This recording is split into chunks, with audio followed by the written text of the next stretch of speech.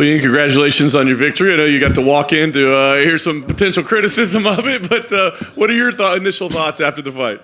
I mean, firstly, that's ridiculous. 7-0 in the UFC, the second person ever to go 7-0 in the welterweight division, the current longest active win streak in welterweight.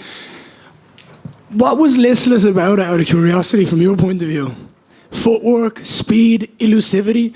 If Geoff Neal was running at you swinging bombs, what would you do? You'd fucking run. Do you know what I mean? Like, that dude hits like a truck. My job is to make him miss in the counter. My job is to upset his rhythm, upset his footwork, and find avenues to take advantage of his mistakes. That was the best Geoff Neal we've seen today. He didn't bite on feints. He didn't bite on reactions as well as he normally did. And he hits like a truck. Do you know what I mean? The truth is, he slowed the fight down and grappled because he wasn't happy with the striking he was having. He slowed the fight down and tried to grapple and take me down. Another person who couldn't. And the truth is, my speed and my accuracy and my footwork, it just tricks people.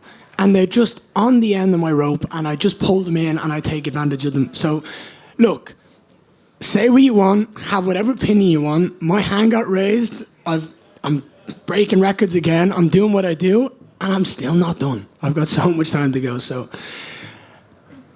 yeah. Are you happy with it? I mean, are you happy with the way it turned out? Because, you're saying, hey, it was a win, and I don't care what you say, but like, as you said, he was maybe more difficult. I think you had a lot of respect for him, but I think he was maybe even more difficult than you thought he would be tonight. If I got dropped 14 times in a round and still managed to win, I'd still be happy with myself. My job is to get my hand raised. If I went out there and got beaten for 14 minutes and I knocked him out, I'm still happy I got my hand raised. I am my harshest critic. I will go back and I will watch the fight. I know I wish I was able to set up a bit more kicks and make the fluidity of the combinations what I normally see, but the truth is, if you crack Geoff Neal or you take an inch too much, he's going to put you unconscious, and you have to respect that. There isn't many people in the welterweight division that possess the power he has in that hand. So you got to respect it. You got to give it the time it deserves, and you got to find that way to find that success. I mean, he started leaning. I started making him lean. Do you see those knees to the face? I'm fucking surprised he took some of them. Do you know what I mean? He ate 2 or 3 clean.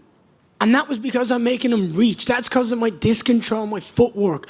I am such an intelligent fighter that if I go out there for 15 minutes, I can fight for 2 more rounds. I can fight for 25 minutes. I can do it clean. I can do it like amazingly. And I can do it and not take a hell of a lot of damage. That's the most important thing. I want to be active. I want to continue to fight. If I go out there and let Geoff Neal hit me 40 times, chances are I'm not going to be able to turn around quite quickly, right? I can. Give me 2 or 3 weeks off. I'm going on holiday for you with my family now. I'm going to rest, recover, go have some sun, some beach. And then we'll try to book that Kobe date next. You know what I mean? That's what I want next. So let's make it happen. Outside of the fight itself, what did you think of Fight Week? I mean, you're flipping off the crowd and telling them, I don't care if you boo me. I mean, you're kind of embracing, I guess, people disliking you, but is that hard for you? I mean, I can't imagine, like, you come in saying, I don't want people to like me. I don't want fans. I want to get booed. I mean, is that difficult for you? I don't care whether people love me or hate me. I'm doing what I love. I'm a kid who had a dream, and I'm up here living it. Do you know what I mean? I watched Conor go through everything that he went through, and I just want to, that's what the life I want to live. I want to put on a show. I want to fight for a living. I want to travel the world and train with the best coaches in the world, the best teammates on the planet. And I'm living my dream. And there's no one that can wipe that smile off my face. And there's still nobody in the world that can take that O off me. And I'm going to keep proving that. And whether they love me or hate me, whether they cheer, they boo, if my hand gets raised, I'm still going to become a world champion, whether they like it or not. Last thing for me, when you came into the UFC, you said, look, I'm not in a rush. I'm building myself here. But, where you stand now, and you're talking about Colby Covington, who's right up at the top of the division. I mean, you get that fight and get that win. Are we talking about world title fights at that point? No, I want to earn it. I really want to earn it so that people don't say it's listless and it's undeserved. I think it's ridiculous that people say we rush up the ladder. For me, I never want that on my career. That's my 3rd top 15 guy. I'm going to go out there and I'm going to beat Colby Covington like we've never seen before. And then I want a top 3 opponent someone who's in that title contention, because the truth is Colby's biggest claim to fame is he's fought for 3 world titles and he's lost all 3. He's not as good as people think he is. You get beaten by a young, talented, up-and-coming prospect, one of the best we've ever seen, you don't come back from that. And the truth is, I'll match him pace based on cardio. I'll match him for output. He doesn't possess anywhere near the power Geoff Neal does. He has great wrestling. Cool, put me on my back. I'm training with Damien Maya. See what happens if you put me on my back. I'll choke him unconscious. I promise you, I will end that fight. I'll finish that fight and I'll rid the UFC of Colby Covington for once and for all. Like, he needs to be gone. I'm sick of his nonsense. He's a piece of shit. Ian, right here. Just kind of going off that, you laid up the upside of a Colby fight in terms of ranking and all that stuff pretty well, but the flip side of it is we know the type of things he's going to say and what he's going to do to build the fight. It seems like, given just where you've gone mentally in the past few months, is that something you would embrace, be ready for, dread? Let him write his script. Let him do the panto. Let him do the act. Let him do everything. I'm going to get to punch him in the face. He can talk about me, my wife, my family, my kids. He can talk about whatever he wants. He gets the pass because he's going to sign the contract. As long as he shows up and be's a man, I will punch the mouth off him, and I hope I hit him so hard he's never able to speak again. And you said earlier this week, got a little bit of backlash from the comment about maybe being too big to headline in Ireland, and I think maybe people didn't understand. They took that the wrong way. Yeah, do you just kind of want to explain, and maybe people who didn't understand that? What I mean is that I don't want to become too highly ranked and too important for the UFC to not put on pay-per-views. I want to bring the UFC back to Ireland. I've got my fucking my bleeding Paddy's Day dunks on. Like, I'm trying to get the UFC back to Dublin. I'm trying to do it. But the truth is, I'm fighting on the biggest cards in the world. I'm fighting the next best guy. And I'm moving. And I need the UFC to help me bring them back. What I mean by getting too big is I don't want to become the world champion. And then the UFC go, yeah, you're fighting in America. You're fighting in the biggest stadiums. Ireland doesn't have a stadium big enough for it. And if they couldn't fucking do it with Conor McGregor, then the chances are they're probably not going to do it with anyone ever again. Do you know what I mean? So, like, people took that the wrong way. I think everyone got what I meant, and the people that didn't just ran with it. So thank you for helping me. Ian, right here. What's up, sir? How are you? I'm doing well, thank you. Congratulations.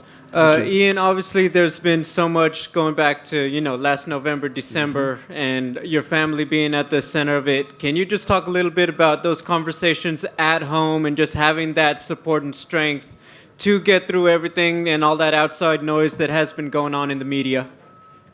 My wife has a smile on her face tonight.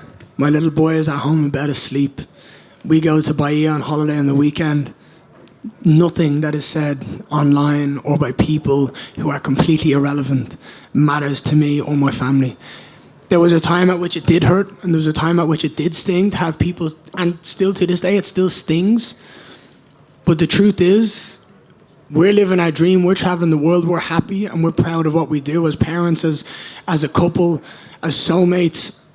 People can talk all the shit in the world. At the end of the day, my hand's getting raised, my wife is happy, my kids are happy, my family's doing amazing things, and I keep winning. So unless any of that changes, I'm not changing a single thing.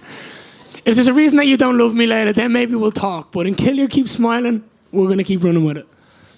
And then can you walk me through a little bit? You're in the back, you're obviously getting ready. You know the crowd is probably going to make some noise again when you get out there. Just what's going through your mind when you finally go through that curtain? I had a little cry backstage like I always do, pulled my team close, prayed with them, let out all the emotions before I went on my journey. Let it all out, let the tears flow. Thank the Lord for the power I possess, the ability I possess. Asked him to give me his speed, and boy did he give it to me. I was fast tonight, I was elusive tonight. The amount of videos you could chop up of Geoff swinging and missing tonight is impressive. I'm just very grateful to have the people around me I have, to be able to make the walk so actively and so consistently. The truth is, had I not gotten pneumonia, I would have fought fucking 5-6 times in the last 12 months. There isn't people like me in this sport that's active. I'm going to turn around and make this Colby fight as soon as I possibly can on the biggest card I can. And after that, I'm going to go towards the end of the year and get another big opponent. I've done too many fights that people can't keep up. I'm 7-0 in the UFC. Do you know, the second guy ever to go 7-0 after Kamaru Usman. So say what you want about my performances, say what you want about me, the speed, the power, the intelligence, everything is there. And I'm just going to keep that proving that I am right, that I'm going to get that belt wrapped around me, I'm going to do it my way, and I'm going to have a smile on my face when it gets there. Appreciate you. Ian, just curious, whose idea was it to use Layla as a walkout song tonight? Layla has been my walkout song for the last 4 or 5 songs now, 4 or 5 fights. And the reason behind it is because I love that woman. And when I fight, it's to make sure that she knows that I love her and everything's going to be okay. And I'm going to go out there and I got that. But more than ever tonight, it meant so much to know that I'm playing her song to all these fucking dickheads in the stands who are booing her and saying shit. Truth is, she's the only person that matters in that stadium at that time. I want to put a smile on her face, and I love her. She's my wife. I've got a name tattooed on my body. She's the mother of my child. I don't care what people have to say.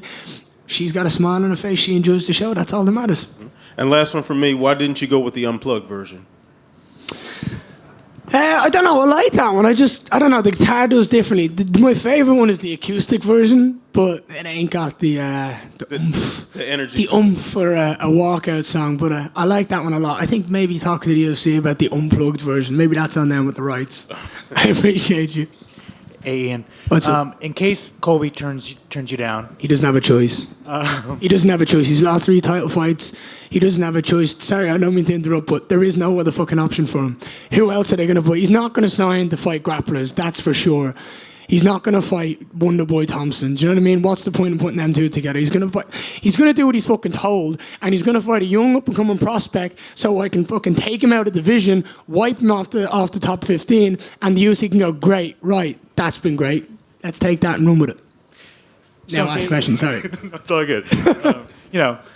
He has a history of turning down fights. So if he does turn it down, like, are you open to fight a young prospect like a Jack Della, Sean Brady, Shavkat, or do you want like a Stephen Thompson, Colby, as someone who's fought for a title? I am a fighter who says yes. I don't say no. I don't be picky. I say yes, where, when. That's it. The truth is, I call out who I want. Colby's the biggest name in the division without a title. Going out and beating him does so much. He also, look, I might be talking shit about him. There's a lot of respect on his name from all the MMA community. Do you know what I mean? He wrestles hard, he puts output in fights, but he's just no way, he's not 1/10 of the fighter I am. And it's my job to go out there and prove that. And I would do that with a smile on my face. I don't believe he's in a position to be picking and choosing his fights now. If he wants to fight, he's going to do what he's told. And I'm sure Hunter and Dana will tell him that. And then finally, there was a clip that came out today of you checking some fans that were talking about your wife. Oh my God, he's a fucking dickhead. He said, "Get that crazy lady out of your car." I told the guy to stop the fucking car. Come over and say that to her face. He folded.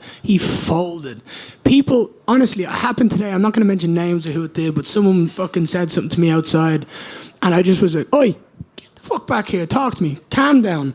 When you put someone on the spot and you call them out for the shit they've said, they crumble. It's like you can see the masculinity in them go, "Oh, I fucked up and now he's going to hurt me." Like, it just changes. When you call people out, we've all seen it, whether it's a boss at work or, a child who knows they fucked up and they go, "Uh-oh," and they look at you. It's like, you can see it in people's eyes. When you call people out for the shit they say, you need to. Do you know what I mean? Justice is important. That guy needed it. He was a fucking arsehole. Sorry for my language. Over here. Obviously, this fight week, you were kind of welcomed as like the villain of that fight. So are you going to embrace this role going forward, or is it just something that doesn't really cross your mind? I couldn't care less. I have a smile on my face. I'm a happy, proud man. I don't care what people are saying. I don't care what the noise is. I'm going to do my job. I'm going to show up. I'm going to make weight. I'm going to fight. I'm going to get my hand raised. And that's all that matters to me, man. I genuinely can't get that across enough. Awesome. And obviously, you fought Vegas, Charlotte, Boston, MSG, now California. Which has been your favorite place and why? Really, I genuinely love California. I think the weather, it's not too hot, it's not too cold. It's got the beach, it's got the green, I like golf, it's got some really good golf courses. It's just been a really, really calm, peaceful city to be in, and I'm very happy that we got to experience it. That's one thing that I love to do about traveling the world. I knew the travel would come, and now the success is coming, the travel's getting greater, and I get to experience many, many places and different cultures, and I love it.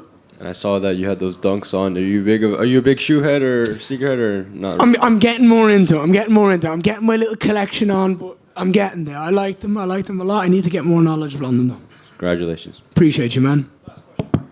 Ian, as a fellow vegan, what is your post-fight celebratory meal looking like?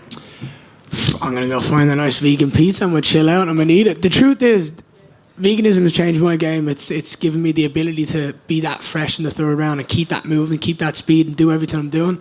So, yeah, I'm going to keep running with it. I'm going to keep doing it. And I genuinely believe it means all the world to me for success. And the way in which I cut weight because of the vegan diet means that I'm more hydrated and I can take those shots from a Geoff Neal. I can absorb those shots and I can recover so quickly. And that's genuinely the most important thing to me.